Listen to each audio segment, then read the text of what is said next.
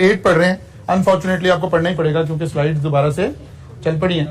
अच्छा जी, आपको मालूम है कि हम मैनेजेरियल एनालिसिस पढ़ रहे हैं। मैनेजेरियल एनालिसिस में दो बातें करनी है, एक इंटरनल एनालिसिस करना है और एक एक्सटर्नल एनालिसिस करना है।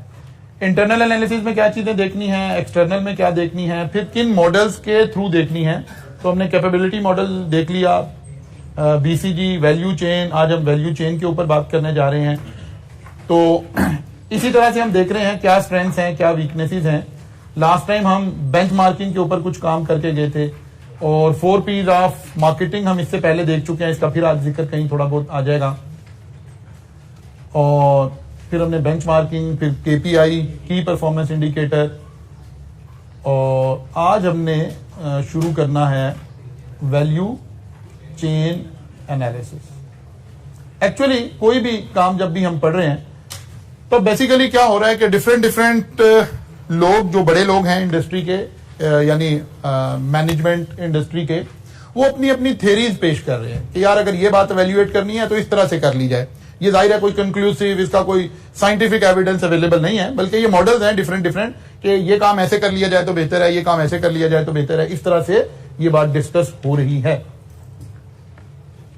वैल्यू से मुराद क्या है? Value relate to the benefit that a customer obtain from a product और सर्विसेज। इसका मतलब है जब हम कहते हैं वैल्यू चेन एनालिसिस तो हम देखना चाह रहे हैं कि कस्टमर की नजर में हमारी प्रोडक्ट की वैल्यू कितनी हो रही है, ठीक है ना। और फिर हम एक लफ्ज इस्तेमाल करते हैं वैल्यू एडिशन।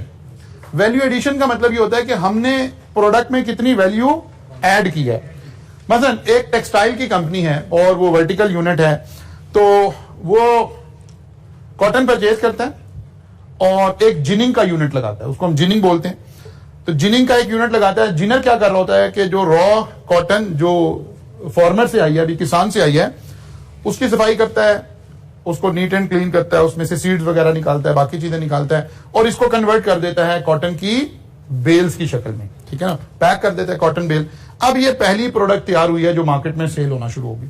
तो कॉटन मार्केट में पता चलेगा कि आज कॉटन की बेल का ये रेट रहा। फर्क करें, हम कहते हैं कि एक कॉटन की बेल का रेट है 20,000 रुपीज। ये क्या है? वैल्यू। हो सकता है ये कॉटन खरीदी गई हो 12,000 रुपए में, जिनर ने इसकी क्लीनिंग की, इसको पैक किया, इसे बेल की शक्ल में कन्वर्ट किया, तो क्या हुआ? 8,000 रुपए की वैल्यू एडिशन हो गई। 12,000 वाली चीज 8,000 वैल्यू एडिशन के बाद 20,000 में बिकनी शुरू हो गई। अब आ गया स्पिनिंग यूनिट। स्पिनिंग यूनिट ने क्या किया? कॉटन की बेल परचेज की और अपनी स्पिनिंग की मशीनरी की मदद से इसको यान में कन्वर्ट कर दिया, धागे में कन्वर्ट कर दिया। वही बेल जो 20,000 रुपए की बिक रही थी, अब हो सकता है धागा बनने के बाद वो 50,000 की बिक रही हो। वैल्यू एडिशन हो गई। फिर वीविंग का यूनिट आ गया, उसने वो यान परचेज किया और उसकी बुनती करके उसको फैब्रिक में कन्वर्ट कर दिया। पता चले वही 70,000 वाला फैब्रिक अब 1 लाख रुपए में सेल हो रहा है। फिर एक गारमेंट इंडस्ट्री आई, कट टू पैक का यूनिट आया, उसने उससे जीन्स बना दी या शर्ट बना दी या गारमेंट्स में कन्वर्ट कर दिया। पता चला वही 1 लाख वाली चीजें अब 2.5 लाख रुपए की सेल हो रही। तो एक्चुअली हर शख्स वैल्यू क्रिएट कर रहा है, वैल्यू एडिशन करता चला जा रहा है। ये मॉडल हमें ये बताता है कि हमने अपने बिजनेस के अंदर देखना है कि हम मैक्सिमम वैल्यू कैसे क्रिएट कर सकते हैं, यानी मैक्सिमम प्रॉफिट कैसे जनरेट कर सकते हैं किसी भी प्रोडक्ट के अंदर ऐड करके। Value is provided by the attributes of the product or services. Customer are willing to pay money to obtain goods or services because of the benefit they receive. वो कह रहा है कस्टमर जब भी कोई चीज खरीदता है वो इसलिए खरीदता है, वो देखता है मुझे इसमें से क्या बेनिफिट्स मिले हैं। जितने ज्यादा बेनिफिट मिल रहे होंगे उतना ज्यादा पैसे कस्टमर देने के लिए तैयार हो जाएगा। अब वो कह रहा है कि आपका कंपिटेटिव मार्केट के अंदर आप 2 स्ट्रेटजीज के साथ खेल रहे होते हैं। If a firm pursue a cost leadership strategy, क्या मतलब? Its main aim is to create the same value as its competitor but at low cost. जब हम कॉस्ट लीडरशिप की बात कर रहे होते हैं तो हम कंपेटिटिवनेस कैसे क्रिएट करते हैं कि भाई क्वालिटी तो ठीक है लेकिन मेरी प्राइस कम है, और कस्टमर को इंप्रेशन भी यही क्रिएट किया। ये क्लेम ही नहीं किया जा रहा होता कि हम कोई बेहतर हैं। जैसे आपने कुछ डिटर्जेंट्स की वो मशहूर एड्स कि इतने रुपए वाला भी यही काम कर रहा था और ये इतने रुपए वाला भी वही काम कर रहा है, वो ये क्लेम ही नहीं कर रहे हैं कि हम उनसे बेहतर हैं।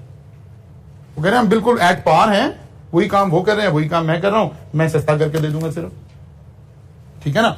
वो जैसे एक वकील साहब के पास किसी से कोई मर्डर हो गया तो उन्होंने अपने एक जानने वाले वकील को डिस्कस किया, तो उन्होंने एक फीस मांग ली, फर्ज करने 25,000 रुपया मांग लिया।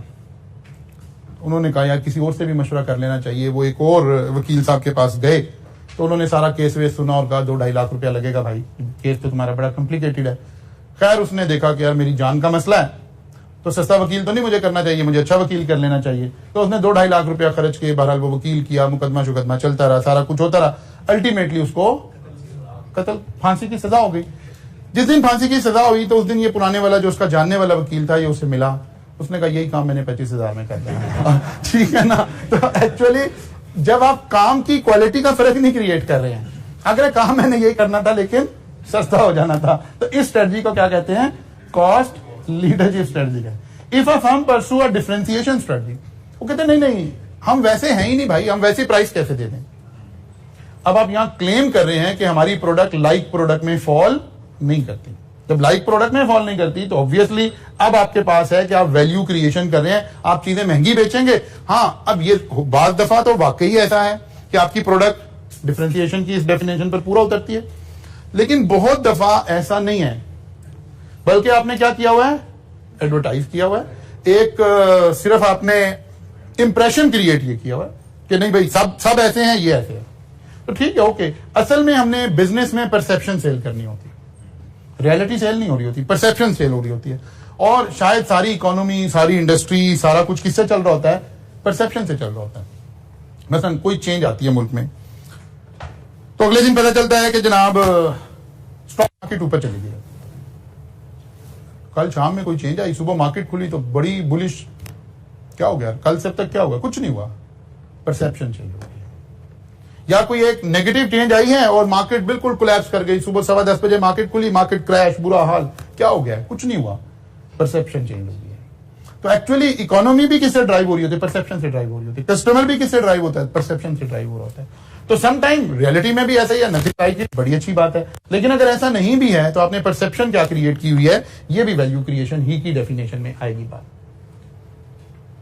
यही बात अब यहां लिखी हुई भी हमें नजर आ रही है। This extra value might be real और परसीव। ये सिर्फ परसीव भी करवाया जा सकता है। आप बेटर पैकिंग करके, ज्यादा अच्छी ब्रांडिंग करके, ज्यादा अच्छे आउटलेट पर सेल करके, आपकी प्रोडक्ट जनरल नॉर्मल आउटलेट्स पर सेल ना हो रही हो, बल्कि ब्रांड शॉप पर सेल हो रही हो, पोश एरिया में सेल हो रही हो, उसकी एडवर्टीजमेंट भी पोश एरिया में हो रही हो, उस एडवर्टीजमेंट में इवन जो लोग आप जिनको एज आर्टिस्ट उसमें कॉस्ट कर रहे हैं वो सब हाई एंड लोग हों, तो एक परसेप्शन क्रिएट होगी कि ये अच्छी प्रोडक्ट है।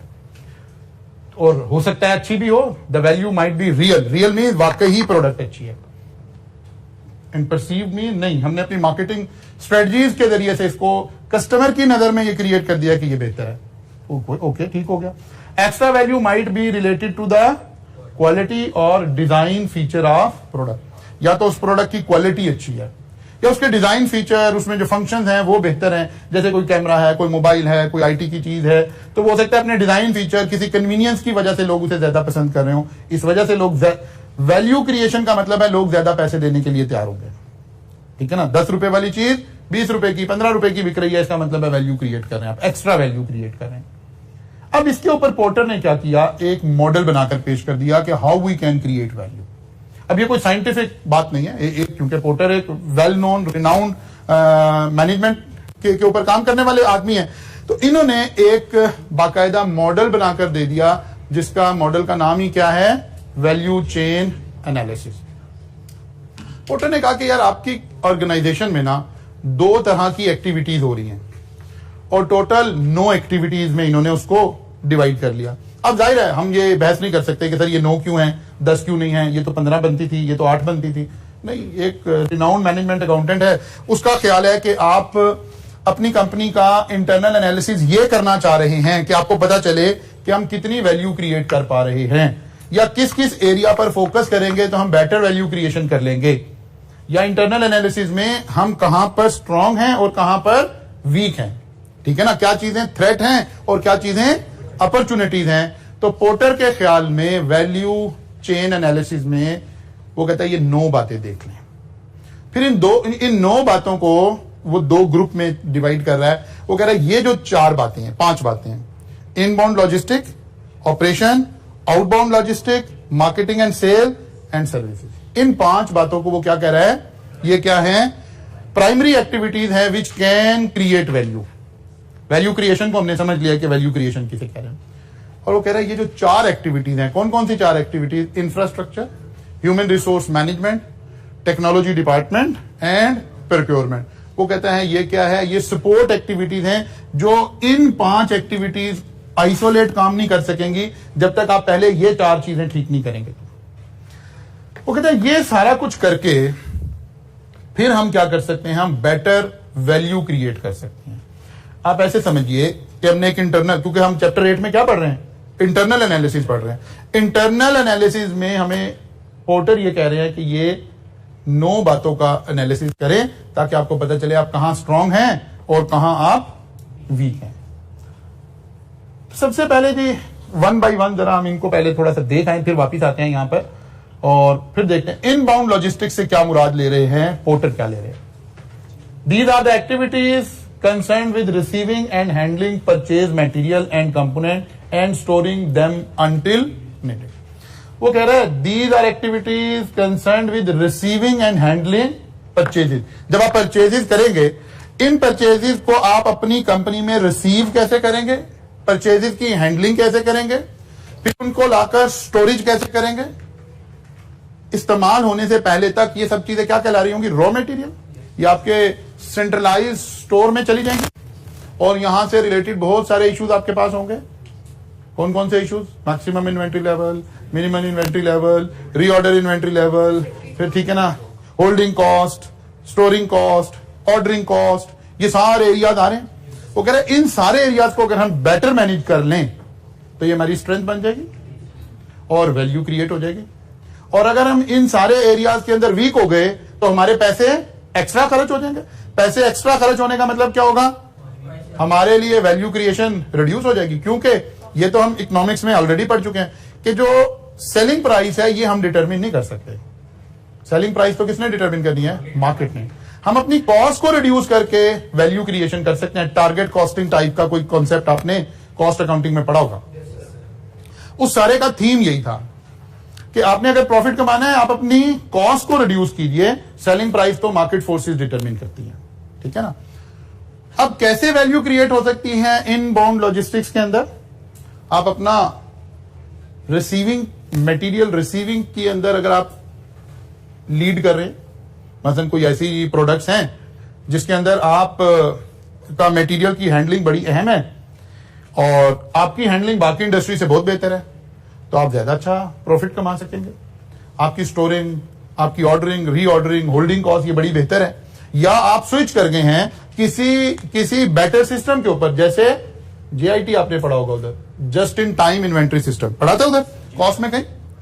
क्या आपने कहा नहीं ये सारी कॉस्ट तो हमने बियर ही नहीं करनी है, बल्कि ये सारा रिस्क जो स्टॉक आउट होने का रिस्क है, जो फला रिस्क है, जो फला, ये किसको ट्रांसफर कर देते हैं, सप्लायर को ट्रांसफर कर देते हैं। सप्लायर से एग्री करते हैं कि भाई आपका मटेरियल, हमारा ये प्रोडक्शन शेड्यूल है, जिस दिन हमारी प्रोडक्शन की प्लानिंग है उस दिन आप ये प्रोवाइड करेंगे। आप देख लें अगर आपके पास इस तरह के लॉजिस्टिक्स हैं तो आप हमारे साथ बिजनेस करें, अदरवाइज हम आपसे बिजनेस करने को तैयार नहीं है।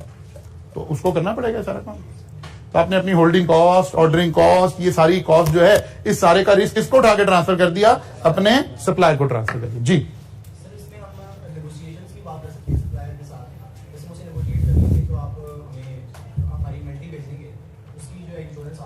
अभी हम थोड़ा सा आगे चलते हैं। असल में दो बातें हमने की थी, एक प्राइमरी और एक सपोर्ट। यहां आप अगर गौर करो तो परचेज के टाइम की बात नहीं हो रही है। परचेज के these are the activities concerned with receiving and handling. और जब आप उस पिक्चर में जाएंगे, पोर्टर ने असल में कमाल किया, उसने प्रोक्योरमेंट डिपार्टमेंट कहा है कि ये कौन सा डिपार्टमेंट है, सपोर्ट एक्टिविटी। जब तक ये डिपार्टमेंट सपोर्ट प्रोवाइड नहीं करेगा, मींस अच्छी प्राइस पर परचेजिंग नहीं करेगा, तो ये वाला डिपार्टमेंट वैल्यू क्रिएट नहीं कर पाएगा। इस डिपार्टमेंट को अच्छा काम करने के लिए इसके साथ मिलकर काम करना पड़ेगा। ये इसका सपोर्ट डिपार्टमेंट बन गया, ठीक है ना। तो एंड में हमने आकर रिलेशनिंग करनी है, अभी हम सिर्फ जरा चीजों को देख रहे हैं। अच्छा जी, फिर आ गया जी ऑपरेशंस। ऑपरेशन हम किसे कह रहे हैं, जैसे ही रॉ मटेरियल आपके सेंट्रलाइज उसमें पहुंच गया, स्टोर में पहुंच गया, अब इसके बाद से लेकर फिनिश गुड्स में कन्वर्ट होने तक के सारे प्रोसेस को क्या कह रहे हैं, operation. These are the activities concerned with converting the purchased material into an item that customer will buy. यानी रॉ मटेरियल को फिनिश गुड में कन्वर्ट करने का नाम पोर्टर ने क्या रख दिया है? ऑपरेशंस रख दिया। In a manufacturing company operation might include machining, assembly, packing, testing, equipment, ये सारा कुछ कहां आ रहा है? अब अगर हमारा ये एरिया स्ट्रांग है, हम कह रहे हैं हमारे पास बड़ी हाईटेक मशीनरी अवेलेबल है, तो इसका मतलब है हमारी ये स्ट्रेंथ है, ठीक है ना, और इसको हम एक्सप्लॉइट कर सकते हैं, वैल्यू क्रिएट कर सकते हैं, जो भी कोई नहीं कर रहा वो हम कर सकते हैं। मतलब टेक्सटाइल के अंदर आपकी मशीनरी के ऊपर आपकी क्वालिटी ऑफ फैब्रिक बहुत ज्यादा किस पर डिपेंडेंट है? आपकी मशीनरी के ऊपर डिपेंडेंट है। अगर आप लीड कर रहे हैं, आपने ज्यादा इन्वेस्टमेंट की हुई है, आपके पास लेटेस्ट मशीन हैं, तो जाहिर है फिर आप ज्यादा better quality of fabric create कर रहे हैं।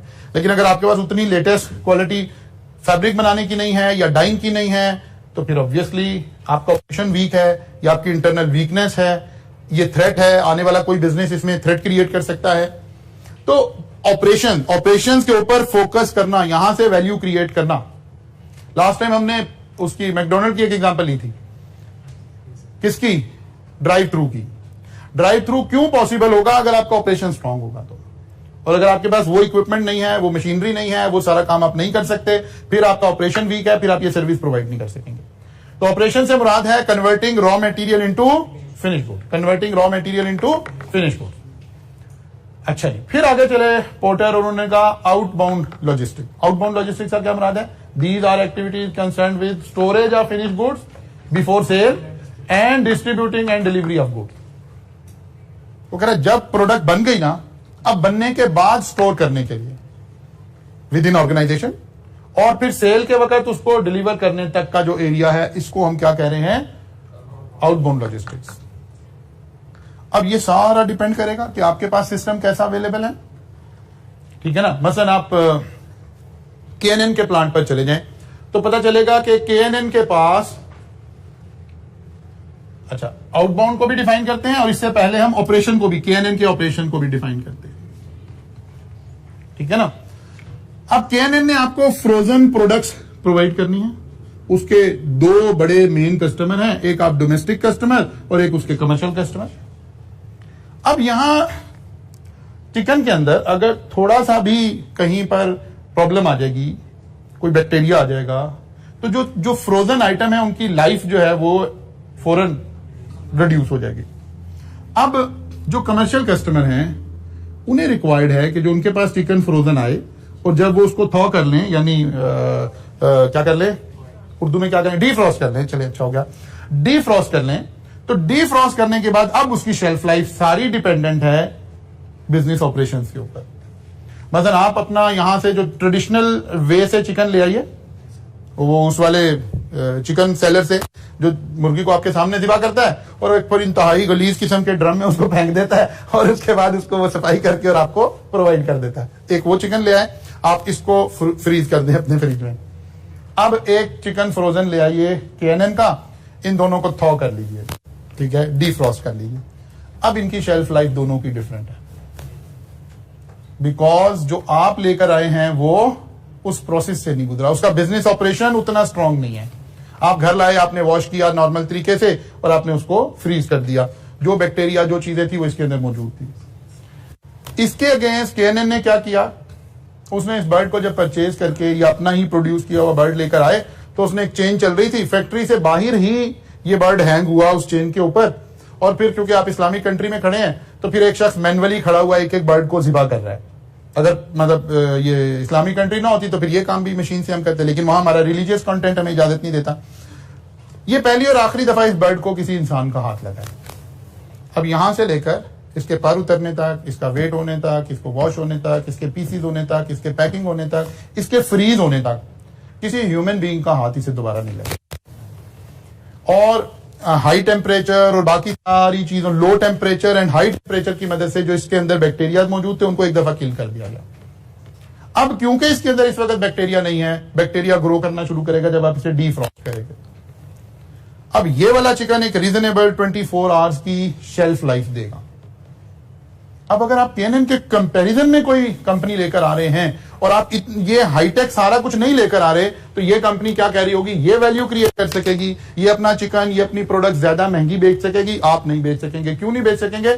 आपका बिजनेस प्रोसेस वीक होगा। ठीक है ना? तो हर मर्तबा हमने बिजनेस के अंदर खड़े होकर देखना है कि हमारे पास स्ट्रेंथ एरिया क्या है, हमारी वीकनेसेस क्या है, हमारे पास स्ट्रेंथ एरिया क्या है, हमारी वीकनेसेस क्या है।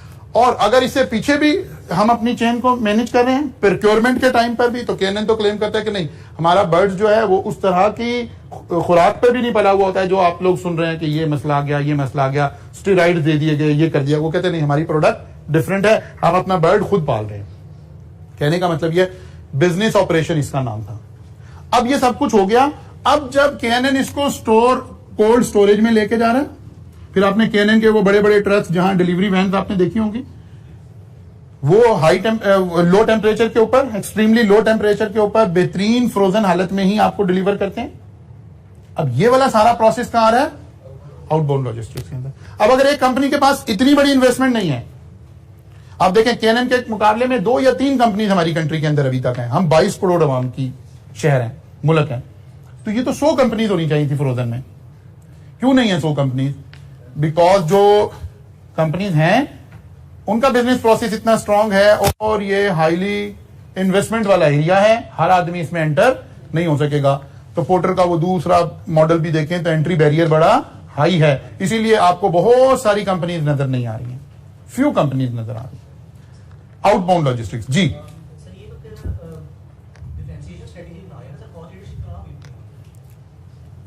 डिपेंड करेगा, अभी देखना है हमने दोबारा।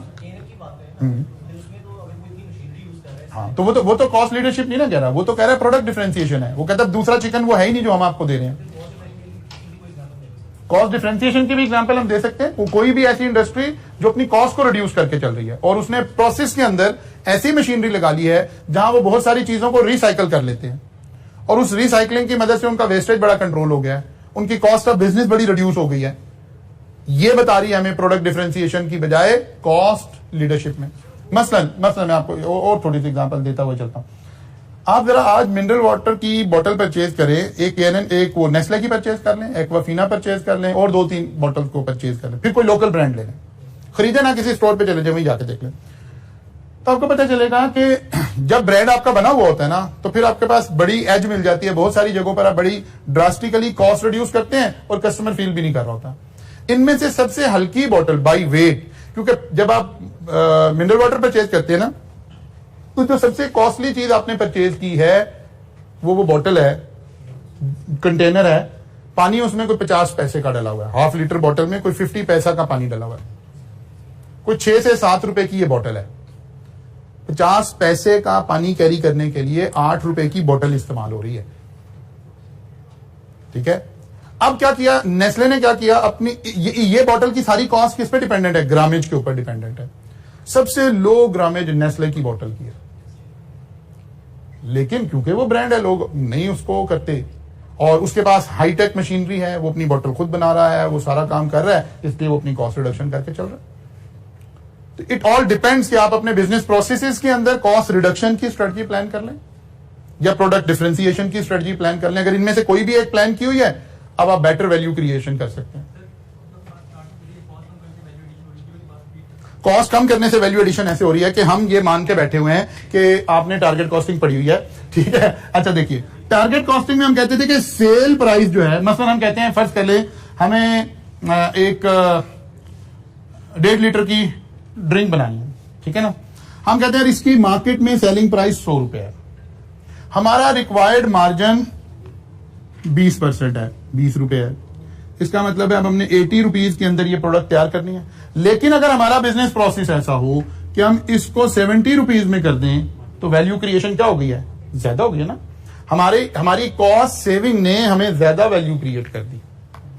या आप कॉस्ट रिड्यूस करके वैल्यू क्रिएशन कर सकते हैं, या प्रोडक्ट की डिफरेंशिएशन करके आप कहते हैं नहीं भाई आप लोग बेचो 100 रुपए की बोतल, हम तो 150 की सेल करें क्योंकि हम वो हैं ही नहीं जो बाकी हैं।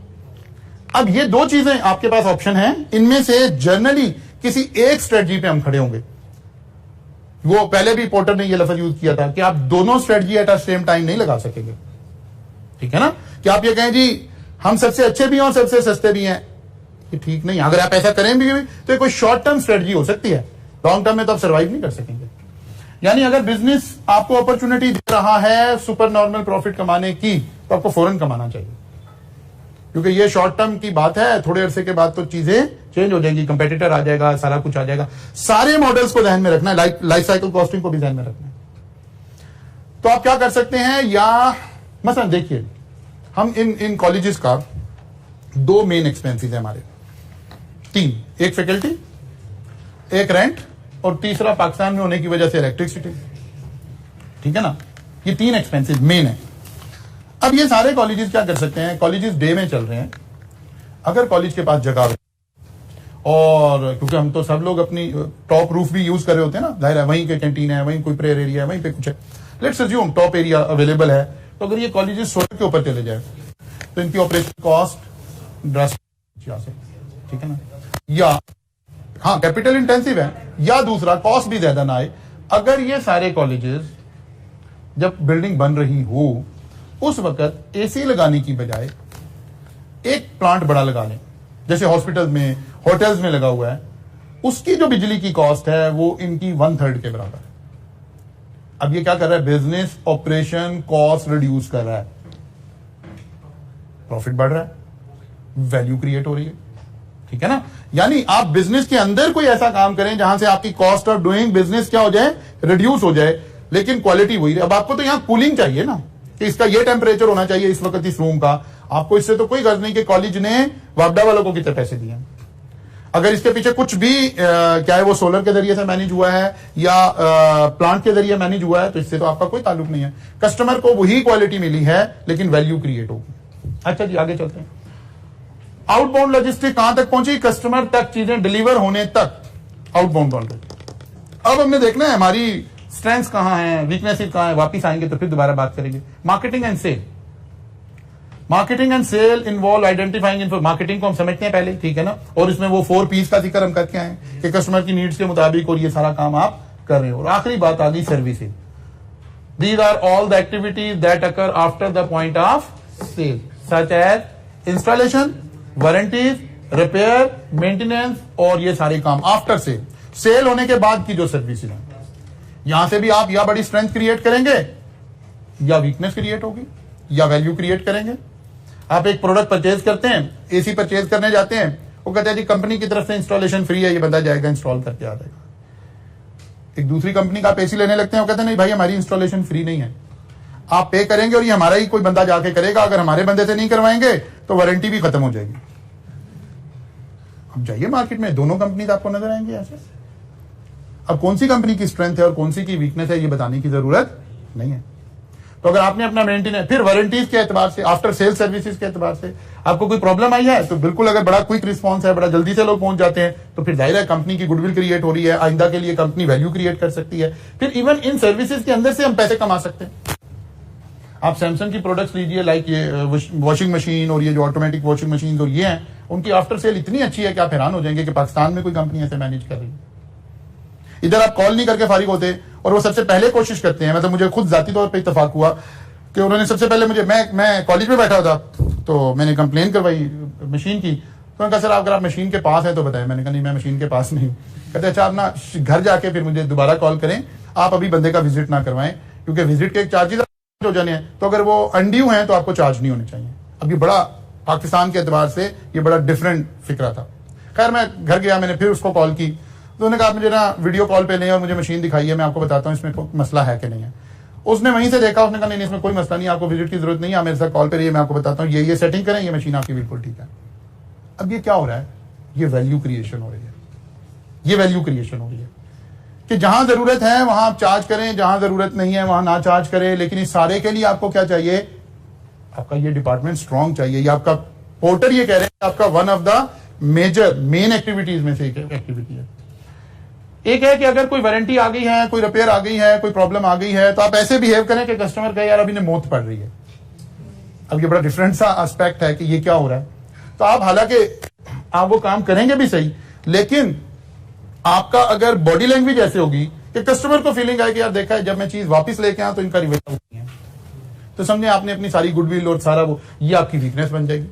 अब आपने देखना है कि आपका बिजनेस प्रोसेस कैसे डिजाइंड है।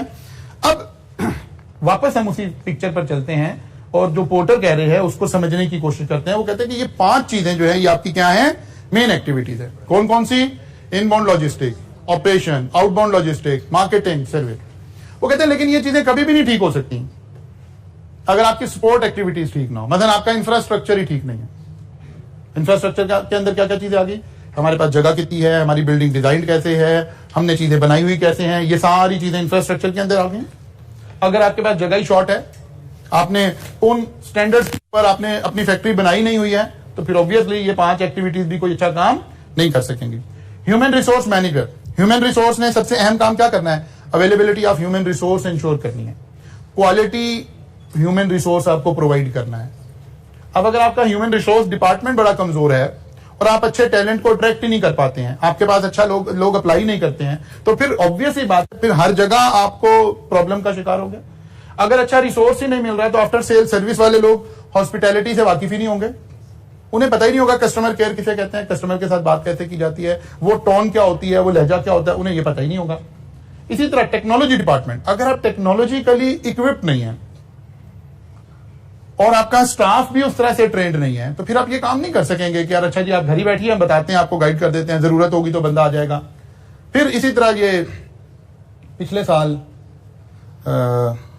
इन दिनों में जब डेंगू हमारे यहां बोलते था फैला हुआ था, तो चुगताई लैब ने इतना जबरदस्त काम किया, मतलब पैसे भी बड़े कमाए होंगे इस कोविड के अंदर और सारा कुछ, लेकिन उसके साथ उनका टेक्नोलॉजी डिपार्टमेंट कि आप वो सीबीसी के लिए, मेरे बेटे को डेंगू हो गया, तो अब वो जाहिर है एक प्रॉब्लम हो गया, एक मुश्किल हो गई, तो मैंने उसमें रोज आपका टेस्ट होना होता है और पेशेंट जो है डेंगू के अंदर बेचारा वो इस पोजीशन में नहीं होता कि वो जा सके। तो मैंने चुगताई लैब को बताया कि जी ये मामला है और 8 दिन आपने सैंपल लेना। उन्होंने कहा जी बिल्कुल ठीक है, रात को 8 बजे जो है ना आपका सैंपल कलेक्ट हो जाया करेगा। आप यकीन जाने अगले 10 दिन 8 बजने में 5 मिनट पर बंदा आ जाता था, और वो बंदा जब चलता था अपने ऑफिस से, यानी लास्ट सैंपल, जाहिर है ये तो राइडर है, अब उन्होंने सॉफ्टवेयर बनाया हुआ है ये डिपार्टमेंट, वो जब लास्ट सैंपल कलेक्ट करने के बाद, जाहिर है ये एरिया वाइज उन्होंने कोई राइडर रखे हुए होंगे, जो भी सिलसिला चल रहा होगा, अब जब वो लास्ट सैंपल कलेक्ट करता होगा उसके बाद हमें एक मैसेज आता था कि जी राइडर ऑन द वे है, आप इंश्योर कर लें, ताकि आप पेशेंट है, कुछ है, कोई बात है। फिर वो बच्चा गेट पर पहुंचता था तो दोबारा मैसेज आता था कि राइडर गेट पर है, वो बेल नहीं करता था कि जी आप राइडर ले लें। फिर इसके बाद वो बंदा वहां से सैंपल लेता था, सारा कुछ करता था, फिर यहीं से वो उसको फीड करता था, फिर यहीं आ जाता था कि आपका सैंपल कलेक्ट हो गया, ये आपका नंबर है, आपको इतने बजे आपकी रिपोर्ट अपडेट हो जाएगी। अब ये सारी कस्टमर सर्विसेज, अब यहां हम सर्विसेज नहीं दे सकते अगर हमारा टेक्नोलॉजिकल डिपार्टमेंट ठीक नहीं होगा। वो कह रहे हैं कि ये दोनों डिपार्टमेंट ने मिलकर वैल्यू क्रिएट करनी है। अगर ये सब डिपार्टमेंट ऐसे आपस में ठीक तरीके से काम नहीं कर रहे हैं तो फिर ये वैल्यू क्रिएट नहीं हो सकेगी। अगर आप इनको डिटैच करेंगे या इनको करेंगे तो फिर काम नहीं हो सकेगा। वो कह रहा है ये हमारा प्राइमरी एक्टिविटीज है, लेकिन इन सारों की डिपेंडेंस है। हम सर्विस बेहतर दे ही नहीं सकते अगर टेक्नोलॉजिकली ठीक नहीं है, हम सर्विस अच्छी दे ही नहीं सकते अगर एचआर हमारे पास अच्छा नहीं है, हम मार्केटिंग अच्छी नहीं कर सकेंगे अगर हमारा इंफ्रास्ट्रक्चर, हमारा ह्यूमन रिसोर्स, हमारी ये सारी चीजें बेहतर नहीं है। तो ये पोर्टर के ख्याल में वैल्यू क्रिएशन अगर आपकी कंपनी कर पाएगी या नहीं कर पाएगी, तो आपको इन 9 एक्टिविटीज को देखने की जरूरत है। जब आप इन एक्टिविटीज को देख रहे होंगे तो या आप अपनी कंपनी की स्ट्रेंथ देख रहे होंगे या आप अपनी कंपनी की वीकनेसेस देख रहे होंगे। कल मुलाकात होगी इंशाल्लाह, यहां से फर्दर आगे चलते हैं।